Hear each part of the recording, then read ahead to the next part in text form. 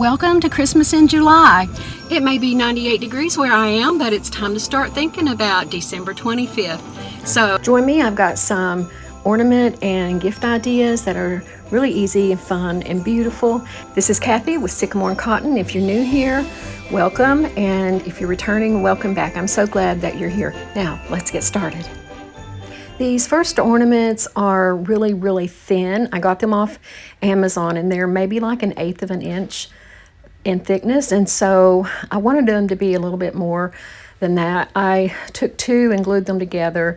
I would have taken 3, but that would have taken bulk of my wood rounds and I didn't want to use them all up. So I just glued those together, and actually after doing these ornaments right here, I decided not to glue the rest of them that I'm making. So they turn out just fine, and it really did not impact the way they turned out. So since I did glue these together, I wanted to make sure that they were adhered really well together. So I made sure the glue was all around the edges as well as the middle parts. And then I used my little clamps from the Dollar Tree. Now these ornament rounds I did get from Amazon, but they sell them, I'm pretty sure they sell them at the Dollar Tree as well. When I actually bought these, it was Christmas time last year, but it was so far in the season, Dollar Tree did not have them anymore. So if you want to do something like this, check your Dollar Tree early on when they start putting things out for Christmas. Next, I am painting each round, both sides, in white. This is actually an off-white called Plaster from Waverly. And if you've watched me before, you know that it is one of my go-to colors. And I'm going to be decoupaging these napkins onto the rounds. Now, this napkin did not really make me think of Christmas at all. I've had it for other projects, and if you've been around, you've also seen me using it on many projects. I love it. I love the design. I love the colors. But what made me think of it for Christmas was seeing where someone else had made Christmas ornaments with it. That's their picture there. And unfortunately, I did not save who have made these, so I can't credit them, and I'm really sorry for that if they happen to see this, which is probably a far stretch, but I do apologize and appreciate them for giving me this idea to use this napkin that I love so much. And while I was digging through my stash to get those napkins out, I also found the other that I'm going to use, and I think, oh, these are more Christmassy colors, and I think they do well too, so I got those out as well. And I end up making 2 of the non-traditional and 3 with these traditional colors, and I'll probably sell them as a set of 2 of the non-traditional and then the 3 as traditional colors together on my Etsy shop. Which, by the way, on July 25th, exactly 5 months from Christmas Day, and we all know that it will be here before we know it, I plan on having these ornaments as well as other Christmas decorative items for sale in my Etsy shop. So July 25th, 6 p.m., everything will go live. So if you're interested in any of the things that I'm making, I'll have my Etsy shop listed in the description for this video. I'm using a sandpaper round to remove any of the overhang from each ornament. You've probably seen me do this before, as well as countless other creators. It really is the best, most effective way and efficient way I have found to remove any of the overhang of things like this when you're decoupaging. And here I'm doing the top coat of the Mod Podge. I like to give the first coat a chance to dry a little when I'm using napkins, because napkins are so fragile. And oftentimes I've found that if I go ahead and immediately put the top coat of the decoupage medium on, that my napkin will be so wet from the first layer that will tear so much easier just by me brushing the second layer on. For the top of the ornament, I knew that I wanted to paint it gold. I first tried using a gold paint pen, and that really did not do a good job. So then I started using my rub and buff, and that did just fine. And then I also tried using gold leaf, liquid gold leaf, and that did fine too. But in the end, I decided, rather than using those more expensive items, the rub and buff and the gold leaf, I just got out my gold metallic paint from Folk Art, and it did an equally good job, so I decided to use it instead of the others. I finished them off camera though, so I didn't have footage of using the paint. Now I'm trying to figure out the bow situation. I did not have a lot of Christmas bow on hand, and I wanted to just make do with what I had. Here I'm actually using a piece that I ran across to see if it might work, but it ended up not working. Then I tried this piece of velvet ribbon, but it didn't work either. So then I went to this piece of organza ribbon, and it just did not add enough color. I do like using this though on some of my ornaments, but I didn't think it was colorful enough. So I wanted something that I knew would make a good bow, and wired ribbon, of course, it would be very useful for that. And I took that wider ribbon there and cut it in half, and it actually ended up working. So I did keep the red ribbon that I had on the two non-traditional pieces, and I'm using the gold wired ribbon.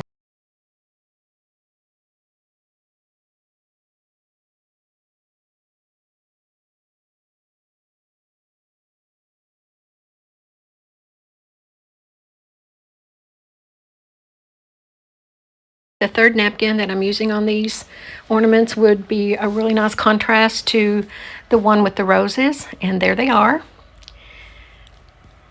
And actually I really like the red with these two non-traditional, even though there's really not a red in those ornaments. There's a deep enough shade of pink that I think it pulls it off really well. And here they are. Tell me what you think about these. I do like how they turned out.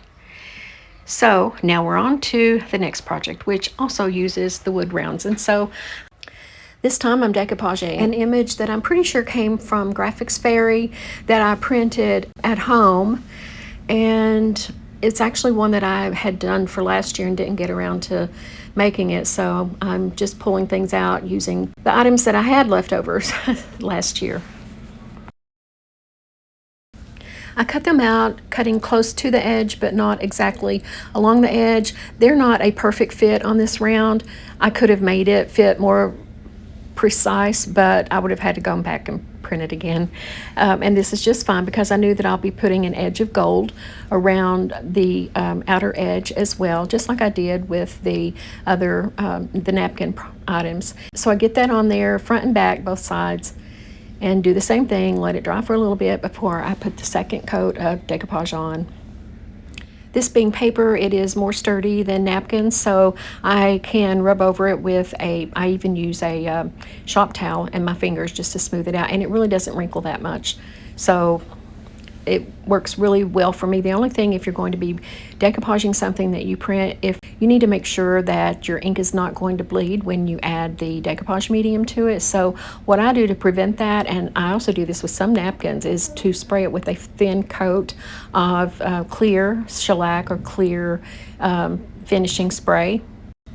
What I do differently on this ornament from what I did on the first group of ornaments is that I'm going to apply a crackle to this. So I skipped through the parts of sanding the edges and putting that top coat on, and I went directly to using the crackle finish, which is a Pent Art product.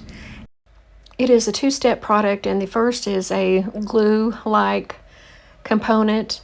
You put that on, you let it dry, put it on lightly, and then let it dry, and then come back in with step 2. I'm impatient, so I always pull out my hairdryer and help speed along the drying. It also helps with the crackle process. Then applying step 2, you do in the same way, except this is a thinner product, so you want to make sure that you don't get it on there too heavily because it will pool and it will dry like that, and you don't want that on your project. So just start lightly. I like to start in the middle and pull it out to the edges, and then I'll clean off my brush, and anywhere that it's heavier I can go through it with a cleaner brush to help remove any of the extra. And again, using the hairdryer helps force that crackle and speed things along. So now I'm on to the next step, which is applying the dark wax. And I like to thin down my dark wax with a little bit of mineral spirits.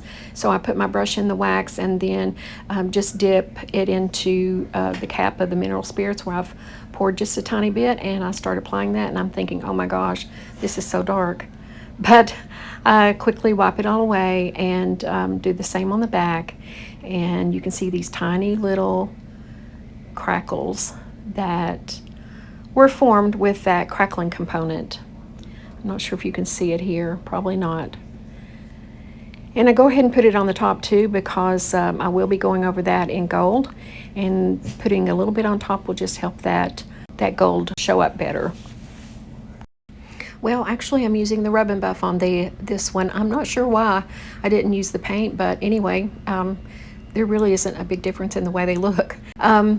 So this is it. I just finished putting the gold all the way around the edges on both sides and up the top, and then I pull out my twine and make a hanger for it, and then do some bows. I do put the little bow, the twine bow, on the front and on the back. I just felt like, since it's a two-sided ornament and the twine bow is less impactful than that larger wired ribbon that I used on the other ones, that I would do it on both sides. Sorry for Layla's little growling there. She's been laying beside me, and Alexa said motion detected at the front, and anytime it detects a bird, it'll do that. And so she's alert to anything that's going on outside. So she had to stand up and do her dutiful watchdog responsibilities. Can you see that crackle? It's mainly on his forehead in this image, but it actually got a really nice, good crackle, just that tiny little crackle. I've got that lighter there on hand because I like to burn off all of the unruly fibers that twine often has. If you do something like this, make sure that you have water next to you so that if things get out of hand, you can take care of it before it gets disastrous. I couldn't find my glue gun, so I used Titebond Quick and Thick to glue the ribbons or the bows onto the front and back. And here it is. Tell me what you think about it. I love it. I love Old World Santas, and I especially love this one. Now on to our next project, which can be an ornament, but also can be a refrigerator magnet, or even with a little easel, you could use it as home decor on a shelf, or even as part of a gallery wall. It's quite small, but you know, it could work into a gallery wall depending on how you, the other things that you have in it. Again, it's decoupage, and I have a image that I printed off from Graphics Fairy last year. And what I'm doing right here is I have taken 2 pieces of thin cardboard. Now this is kind of like cereal box cardboard. It's just something that I had gotten in the mail. It came in this. You don't want to use corrugated cardboard because the corrugated lines will show through the image. Ask me how I know that. So I found that the cereal boxes or cracker boxes, or just those very thin, kind of like postcard consistency, works really well. I do double it up though, because I want it to be a little bit more substantial for the image. Also, the thinner it is, the more likely that it will roll on you when you get it wet from the Mod Podge or whatever kind of decoupage medium that you're using. The frame that I'm using is made of resin, and I think I got the mold for it from Amazon. I've had it for a little while. I poured the casting last year, so it was just in my stash. Again, I'm going through my Christmas stash and using some of the things that I didn't get around to finishing or using last Christmas. So I had already painted it. I started with a black, or I think it was a black paint, and then I put the gold over top of that using the Folk Art gold paint that I've mentioned already. And here I'm just decoupaging the image onto that cardboard that I had doubled up, and putting on the top coat of Mod Podge, and then drying it so that I can then frame it. And when I do frame it, I use Titebond glue, and I just go around the inside edges. I want to make sure that the back of the frame has really good coverage so that my image will stick all the way around. I don't want there to be any loose areas on the inside. And so I make sure that I've got a good edging of the glue on the back side of the frame.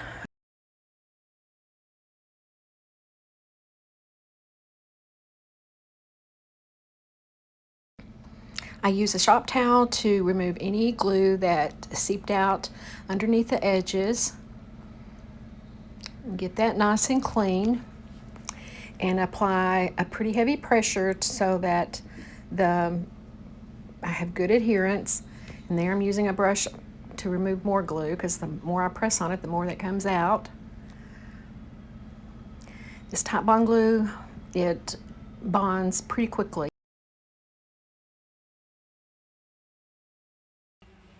Now you could skip this crackling process, but I like to use it on these because I do like to make things look vintage, or I like to make these specific things look vintage. So I'm applying that step 1, and of course I'll come in with the step 2 and get that crackle on it. I'm using the exact same steps as I used in the ornament prior to this. So let's skip ahead. And here it is. Now to make it an ornament, I have little hooks that I would add to the top, and to make it a magnet, obviously I would use magnets on the back. I like to put 2 so that it holds well enough and there's no risk of it jumping off the refrigerator. And with the next projects, we are back to using those wood rounds. And again, I'm starting off painting them with that plaster paint by Waverly. I applied a second coat after the first had dried, and I also painted the tops in red because I plan on coming in with gold, and I want that gold to show up better. Now I'm using gold leaf here, the liquid gold leaf. Again, you can use the rub and buff, you can use gold paint or this gold leaf, whatever you have, whatever you're most comfortable with, whatever you like the most, any of it will work. I have this Christmas postcard stamp from IOD that I got last Christmas and never did use, so I'm lightly sanding it as you're supposed to do with the new stamp. It just gives more texture for the ink to adhere to the stamp. And I also got in a new order of ink, so I've been wanting some red to do some Christmas things, and I'm using it today. I was really excited to get that. I will tell you that when you're cleaning off that red with your wet wipe or rag, whatever you're using, it kind of looks like a murder scene. Anyway, so I took off one piece of the stamp set that I wanted to use. The stamp set can be used whole as it comes, or you can remove each individual element, which is what I'm doing here. This particular piece is of a house in a wintry scene, and it reminds me of something you would see in a toile fabric or a toile design, which I absolutely love.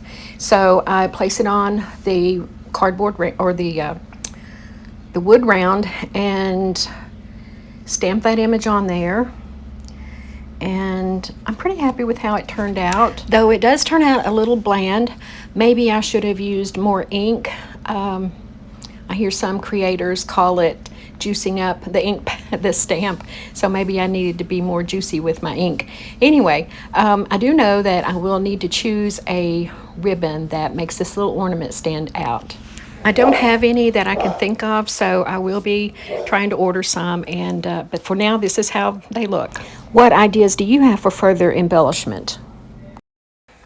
Next, we're on to using more castings that I had left over from last year at Christmas, and I actually painted some like this last year, and I absolutely fell in love with them. It was my favorite way of finishing these resin angel ornaments. They're the Angels Tapers mold from IOD, and I paint them in this ballet slipper from Waverly. It is a chalk paint, and it's my go-to pink. And I do 2 of them this way, and while I'm working on the second one, I think, well, I love brass, and brass is pretty popular right now. And last year, I did not make one to look like brass, so I decided to paint the third one and try to make it look like brass. You tell me what you think in the end when you see it. My husband agreed that it looked like brass to him, so let's see. As mentioned before, I usually put an underpainting of red or black before painting in gold. The red just makes the gold more vibrant. I also read on Google that the red conceals any unpainted gaps that you may have left with the gold, and just looks like shadows. So especially with something this detailed, it can really enhance the final project. And I love this red paint. It's also from Waverly, and I don't remember the name of it. Actually, I mixed in an acrylic paint with it because I had a little left over in a jar. So it's not true Waverly.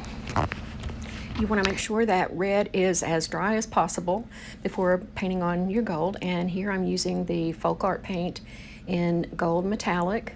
I poured just a little bit in the lid and start putting it on. I'll do 2 coats, letting it dry really well between each coat.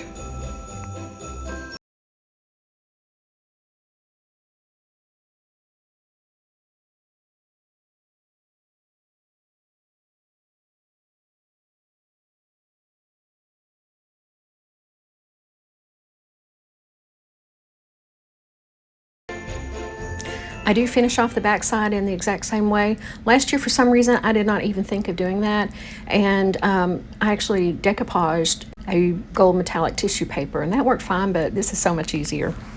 I did stipple on the back part by pouncing my brush on the back just to give it a little more texture, so that when I apply the next step, which will be a dark wax, it'll have something to hold on to rather than that slick back surface.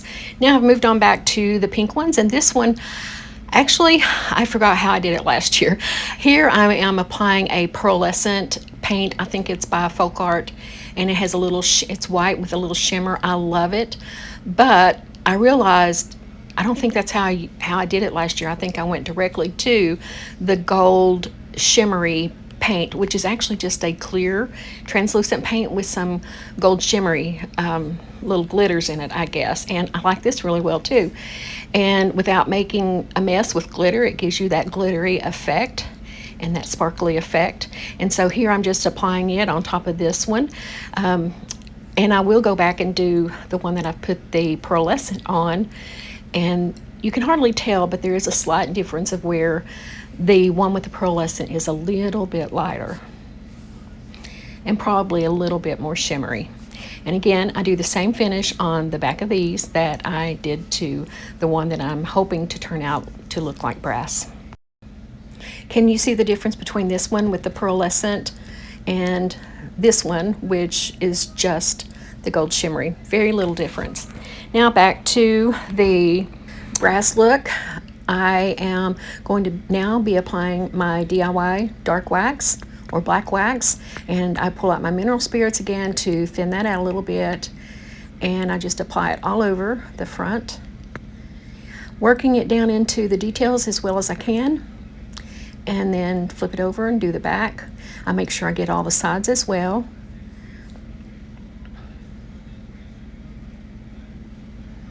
And then just using a shop towel, I start removing that black wax, leaving it in the details, and that's what gives it that aged brass look. I think it does. What do you think?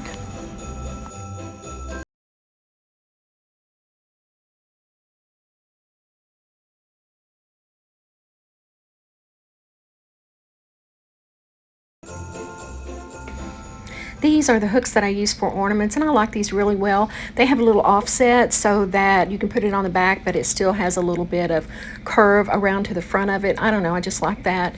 And the pack I ordered comes in silver, gold, and then an aged gold or brassy look. So I'm able to pick out here the aged look. With the pink ones, I'll use the gold. I use crazy glue with the accelerating spray to attach these to the back, and it works really well for me. I finish off all 3 of these with a little bit of extra gold by using some rub and buff. I don't know that it made a huge difference, but it helped me get my rub and buff fix. I just love using that. So tell me, do you love rub and buff? I use it on everything, it seems. And here they are. I'm real pleased with how they turned out. Let me know what you think. Do you like the pink? I have really been getting into pink as a color for Christmas decorating. And I plan on hopefully getting a tree decorated this year in my booth that is done mostly in pink. What do you think about the gold? Do you think it looks like it is brass, real brass?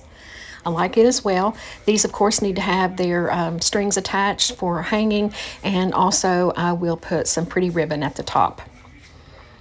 But let me know what you think. And now we're on to the last final project for this video, and that is a really simple one. Again, I'll be using my postcard stamp, and I have these gift bags that I bought when I did a craft fair. Actually, it was last fall, and I had a bunch of them left over. So I've been wanting to do this. I actually wanted to do it last year at Christmas time, and I never got around to it.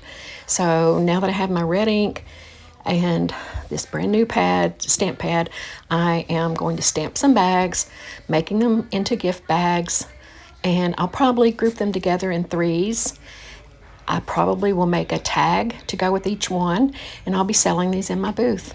Speaking of tags, some of these projects, especially the ones made out of wood rounds, they're so lightweight, and they're actually something that would be really nice to use as tags as well. And those that come in non-traditional colors, of course, could be used anytime throughout the year. So if this is a craft that you're interested in, you can do these up however you want.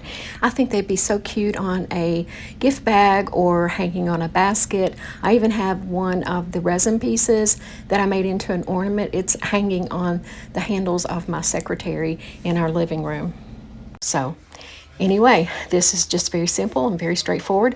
The stamp itself as it comes was, I didn't get a really good image with the way I would have had to have applied it. So I took it apart in pieces, and here's Santa and his sled of reindeer. And I'm putting that one on, and then I'll follow up with some others. And again, I'm just pushing down, holding down with one hand while I press with the other, hoping to get a good image. And you can hold down and pull up your stamp to make sure that the ink has applied well, and it has. So first thing you do after you lift that stamp is you want to get a wet wipe or a damp towel and clean those off. Get that ink off of there as soon as you can. Don't let it dry. I pull off some other bits and pieces from this stamp, and then I flip it around and do the same on the back side with a different design. And I only do 2 bags here, even though I said I'm going to sell these in groups of 3. But here I'm only doing 2. I plan to do more and work it in bulk, but for this video, I think that you get the idea. I just love this. So pretty.